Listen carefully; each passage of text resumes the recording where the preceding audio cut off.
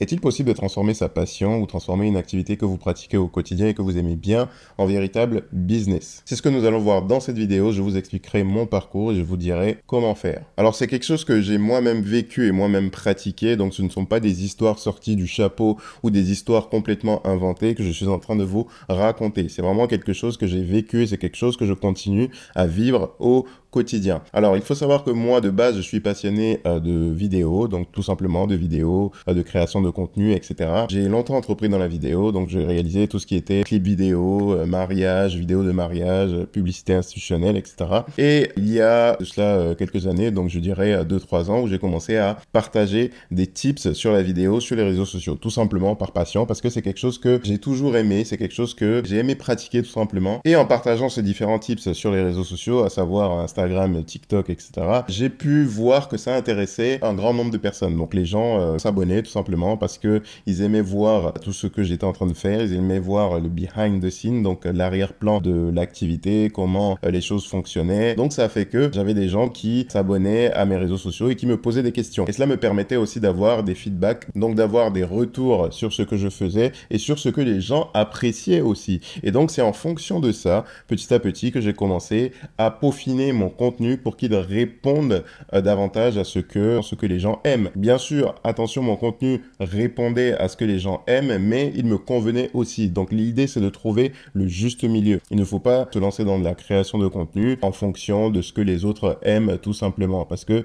au final, vous allez vous perdre et au final, vous n'allez pas tenir sur le long terme, alors que ça, c'est très important. Mais bon, bref, les retours que je recevais des différentes personnes m'ont permis d'affiner mon contenu et m'ont permis aussi de savoir quels étaient les besoins des différentes personnes. Et donc, c'est comme ça que, à force de peaufiner mon contenu, je suis arrivé à me spécialiser dans la vidéo avec le smartphone, tout simplement. J'ai vu que ça intéressait beaucoup de personnes, donc les gens me posaient beaucoup de questions sur comment produire de belles vidéos avec le téléphone, comment avoir des astuces pour mettre tel ou tel objet en valeur, mettre en valeur ses services, etc. Et donc, c'est comme ça que j'ai commencé tout simplement à me focaliser, me perfectionner sur la vidéo produite avec son smartphone. Et donc, en continuant, je me suis dit, pourquoi pas proposer mes services de prestation, de création de vidéos à toutes ces différentes personnes qui avaient ce besoin-là et qui n'avaient pas forcément le temps de réaliser les différentes vidéos elles-mêmes. Puis, d'un autre côté, j'ai eu des personnes qui ont voulu apprendre, donc qui ont commencé à me poser des questions et qui voulaient réaliser des vidéos comme moi, qui ont voulu vraiment apprendre. Et c'est comme ça que j'ai commencé à proposer des formations en ligne. Avec les formations en ligne, j'ai aussi eu certains feedbacks parce que certaines personnes m'ont dit qu'elles préféraient des formations en présentiel. Et donc, c'est comme ça que j'ai commencé par la suite à mettre des formations en présentiel. Et de fil en aiguille, j'ai mis sur pied mon organisme de formation. Donc, je vous raconte tout ça pour vous montrer le parcours qui m'a permis, moi, de transformer une véritable passion en business. Et c'est faisable. Et cette vidéo va vous donner les différentes étapes qu'il faut pour que vous aussi, vous puissiez faire pareil. Quelles sont les différentes étapes que vous devez respecter et quelles sont les différentes actions que vous devez poser là, maintenant, tout de suite pour pouvoir, vous aussi, commencer à transformer une de vos passions en véritable business. Attention, je ne dis pas que vous allez devenir riche du jour au lendemain, quitter votre emploi et devenir millionnaire tout de suite. Faites attention à toutes ces personnes qui vous vendent du rêve sur les réseaux sociaux. Je suis tout simplement en train de vous dire que vous pouvez mettre en place ce business-là tout en ayant un emploi à côté ou en ayant une activité à temps plein à côté. Et votre business fera un bon complément de revenus ou même remplacera vos revenus. Et qui sait, peut-être que dans 6 mois, vous pourrez quitter votre emploi et vous consacrer pleinement à votre business. Mais le plus important, c'est de se lancer tout de suite. Aussi, je tiens à réagir à toutes ces personnes-là qui disent, au lieu de transformer une passion en business, cherche un business où il y a de l'argent, deviens riche et ensuite utilise cet argent pour financer tes passions et tes hobbies. Pour moi, les deux écoles sont totalement vraies, vous pouvez réussir dans l'une comme dans l'autre. Mais avec du recul, j'ai l'impression que pour suivre l'école dans laquelle il faut suivre le business qui te rapportera d'abord de l'argent, c'est un peu aller à la poursuite de l'argent et donc prioriser l'argent par rapport à vos passion et à vos buts et objectifs dans la vie. Mais bon, ce n'est que mon avis. Et aussi, je me suis rendu compte que tout type de business a son lot de difficultés et que pour tenir sur du long terme, il faut un minimum de passion.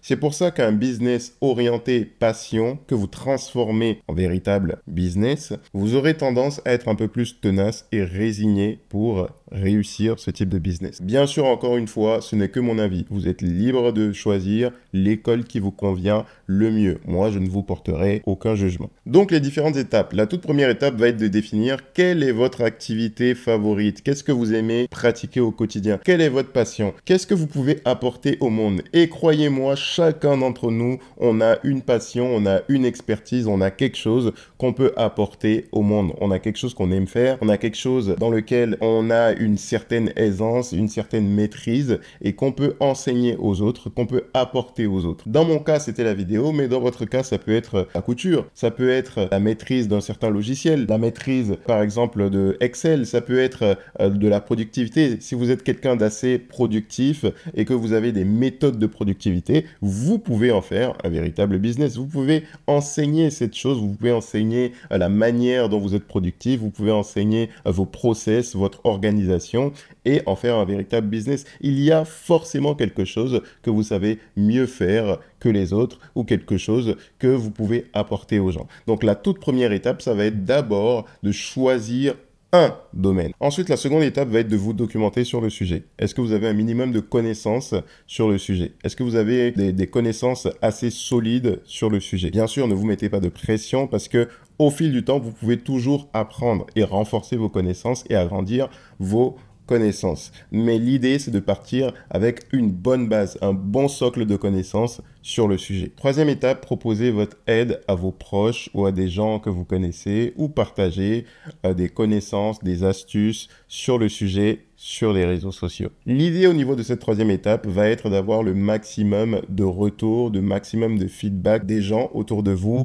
ou des gens sur les réseaux. Et ça vous permettra de vous améliorer et de vous orienter, de peaufiner votre orientation dans ce que vous voulez produire, dans ce que vous voulez donner aux gens. Lorsque je prends mon exemple, moi je faisais de la vidéo, mais la vidéo aussi c'est un domaine vaste. Je peux faire de la vidéo pour les agences immobilières, je peux faire de la vidéo drone, je peux être spécialisé en clip, je peux être spécialisé en mariage, etc. Vous voyez, il y a différentes ramifications et l'idée, moi, en m'étant confronté aux différents retours et aux feedbacks, ça m'a permis de me spécialiser, de peaufiner la manière dont je vais me présenter aux gens. Ça reste toujours le domaine de la vidéo, cependant, c'est un domaine qui est assez précis. Donc l'idée au travers de cette troisième étape-là, ça va être de pratiquer et de vous ouvrir au retour et aux différents feedbacks. Puis la quatrième étape, si vous ne l'avez pas faite, ça va être vraiment de commencer à créer du contenu sur votre activité. Si par exemple vous faites du piano, vous allez créer du contenu autour du piano, sur votre installation, sur différentes astuces, sur comment apprendre à jouer telle ou telle musique, sur comment vous vous documentez, comment vous apprenez, sur des réactions d'autres personnes qui jouent au piano.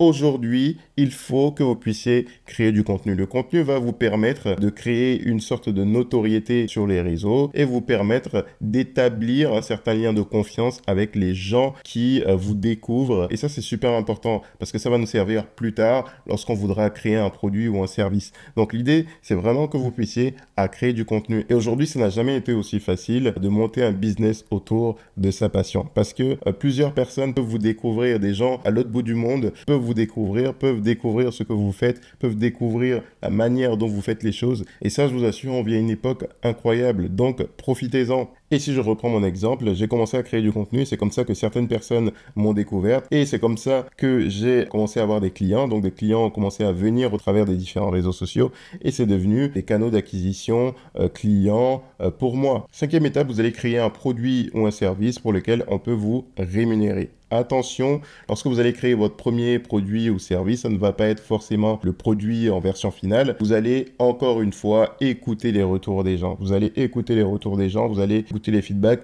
et vous allez corriger vos produits ou vos services pour que cela corresponde au mieux au marché. Cette cinquième étape est super importante parce que vous allez apprendre à définir votre offre. Quelle est votre offre? Est-ce que votre offre est une offre qu'on peut refuser ou est-ce que c'est une offre qu'on ne peut pas refuser? Et là, tout simplement, vous allez devoir apprendre. Vous allez devoir penser stratégie. Vous allez devoir penser marketing. Et sixième étape, vous allez devoir apprendre à vendre vos produits et vos services. Parce que oui, ce n'est pas parce que vous êtes bon, ce n'est pas parce que vous avez du succès sur les réseaux sociaux que vous allez pouvoir avoir des clients tout le temps. Certes, tout cela c'est bien, ça vous donnera de la visibilité, ça permettra qu'il y a certains clients qui viennent vers vous. Cependant, si vous voulez en faire un véritable business, il va falloir apprendre à vendre vos produits et services sur les réseaux sociaux.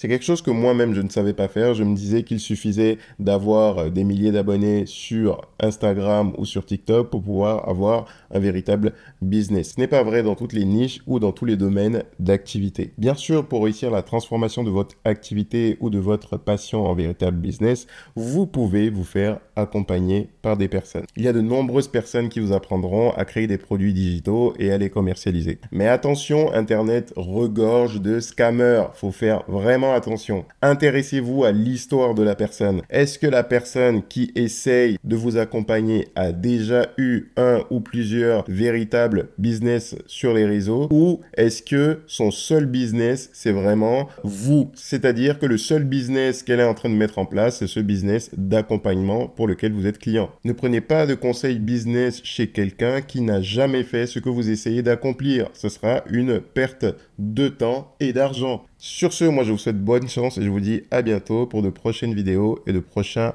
conseils.